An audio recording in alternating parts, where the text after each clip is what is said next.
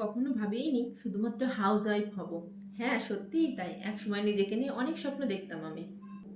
তো hello everyone, কেমন আছেন সবাই? আজকে চলে এলাম নতুন একটা গল্প নিয়ে আপনাদের সাথে গল্প করতে। ওই যে শুরুতে বললাম, কখনো ভাবিনি যে হাউস ওয়াইফ হব। তাই বলে কিন্তু আমি, যারা হাউস ওয়াইফ, ইভেন আমি নিজেও এখন একদম ফুল টাইম হাউস ওয়াইফ, তাদেরকে কোনোভাবেই ছোট করছি না। আমি শুধু আমার মনের ইচ্ছাটা প্রকাশ করছি, এছাড়া আর অন্য কোনো কিছু নাই। কেউ অন্যভাবে নেবেন না প্লিজ। তো যেটা বলছিলাম, আমি কিন্তু শুরু থেকেই, মানে আমার লাইফে যখন থেকে পড়াশোনার ব্যাপারটা বুঝতে পেরেছি, তখন থেকে কোনোদিনও আমি চাইনি যে আমি শুধু হাউস ওয়াইফ হবো। আমি সব দিনই ইচ্ছা ছিল আমি লেখাপড়া শেষ করে কোনো না কোনো একটা জব আমি করবোই, সেটা যেরকম জবই হোক না কেন।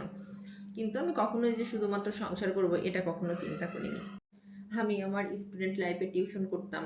টিউশন করে যে টাকাটাই পাই না কোনো, ও আমার হাত খরচটা হয়ে যেত। ওই টাকা অবশ্যই বাবার থেকে নিয়েই পড়াশোনা করেছি ফুলটা, কিন্তু ওই যে একটা টাকা ইনকাম করার ভিতর যে একটা স্বাধীনতা আছে, ওইটা কিন্তু আমি আমার স্টুডেন্ট লাইফেই ফিল করেছি।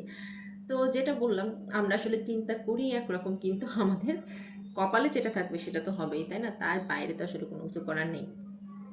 তো লেখাপড়া শেষ করলাম, প্রফেশনাল কোর্স করলাম, করার পরে যখন জবে ঢুকলাম, তার কিছুদিন পরে বিয়ে হলো। তারপরে তো ফুল দমে, একদম পুরো দমে একেবারে সংসার শুরু হয়ে গেল।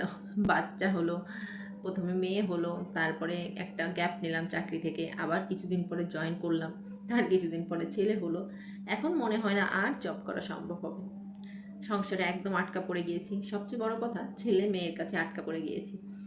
আসলে যখন আপনার কাছে অপশন দেওয়া হবে দুইটা, হয় তোমার ক্যারিয়ার না হলে তোমার বাচ্চা, তখন একটা মেয়ে কোনটা বেছে নেবে বলেন তো? শুধু আমি না, পৃথিবীর যে কোনো মেয়ে বেছে নেবে তার সন্তানকে। অথচ এই দুইটা অপশনই কিন্তু তার কাছে অল্টারনেটিভ করার কোনো ওয়ে ছিল না।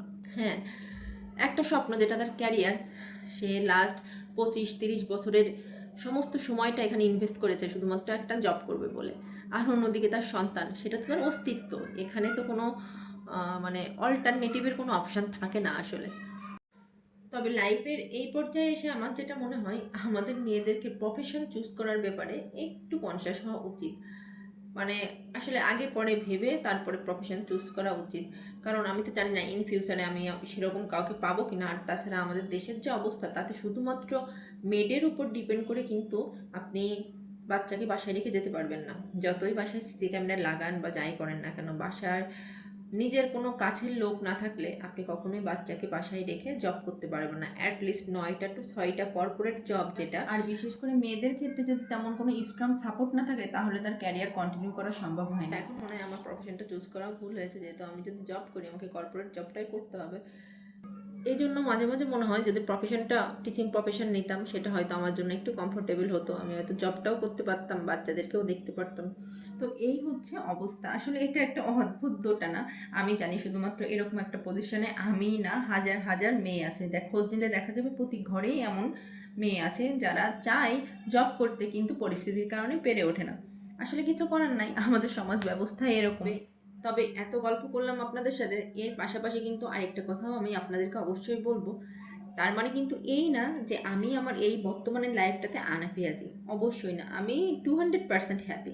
কিন্তু কি, ওই যে নিজের মনের যে একটা ইচ্ছা ছিল, সেটা আপনাদের সাথে জাস্ট শেয়ার করলাম, এটাই। এটা দেখা যাবে খোঁজ নিলে, ওই যে আমি আগে যেটা বললাম, শুধু যে আমারই মনের অবস্থা এমন তা নয়, অনেক মায়েদেরই এরকম মনের অবস্থা। কিন্তু আমাদের সবচেয়ে বড় প্রায়োরিটি তো আমাদের সন্তান। একজন মার কাছে তার সন্তানের সুবিধা, ভালো থাকার উপরে আর কোনো কিচ্ছু নাই, বিশ্বাস করেন। তো আমি কিন্তু আমার এই লাইফটাতে ভীষণ হ্যাপি। আর এটাও আমি খুব ভালোভাবে জানি যে এই মুহূর্তে আমার সন্তানদের আমার প্রয়োজন সবচেয়ে বেশি। আমার থেকে ওদেরকে আর কেউ বেশি ভালো রাখতে পারবে না। ওদের চাওয়া না পাওয়া, হাসি দুঃখ কান্না আনন্দ, আমার থেকে ভালো আর কেউ বুঝবে না। আসলে সত্যি কথা কি জানেন, আমি তো জবও করেছি, আবার সংসারও করে দেখেছি। বিশ্বাস করেন, আপনি যখন জব করবেন, অফিসে গিয়ে আপনি 10 মিনিট রিল্যাক্সে বসার সময় পাবেন, কিন্তু বাসায় যখন ফুল টাইম একদম হোম মেকার হবেন আপনি, তখন কিন্তু আপনার সেই সময়টুকু কখনোই পাবেন না। একজন হাউস ওয়াইফের যে কতটা প্রেশারের ভিতর সারাদিন থাকা লাগে, আরও বিশেষ করে যারা ছোট ছোট বাচ্চার মা, তাদের যে কী পরিমাণে মেন্টাল ফিজিক্যাল প্রেশারের ভিতর দিয়ে যাওয়া লাগে, শুধুমাত্র সেই মায়েরাই জানে। না আছে টাইম মতো ঘুম, না আছে কোনো শরীরের যত্ন, না আছে কোনো রেস্ট, না আছে টাইম মতো খাওয়া, কিচ্ছু নাই। কিন্তু যখন আপনি জব করবেন তাদেরও অনেক কষ্ট, কিন্তু ইন দ্য মিন টাইম আপনি কিন্তু টাইমলি খেতে পারছেন, আবার আপনি অফিসে গিয়ে 10টা মিনিট বসতে পারছেন। কিন্তু বাসায় যে মায়েরা থাকে আমি তো বলবো তাদেরকে আরও দ্বিগুণ কষ্টের ভিতর দিয়ে যেতে হয়। আজকের ব্লগটা আমি শুরু করেছিলাম একদম সকাল থেকে, আর এখন অলমোস্ট বাজতে গেছে দুপুর 2টা। ব্যস্ততার কারণে আমি আজকে খাবার খেতেই পারিনি, সকালেও খাইনি, তো এখন আমি খেয়ে নেবো খাবার দুপুরেরটা। তো সবাই ভালো থাকবেন, সবার সাথে দেখা হবে আবার নতুন একটা ভিডিওতে নতুন কোনো গল্প নিয়ে। টাটা।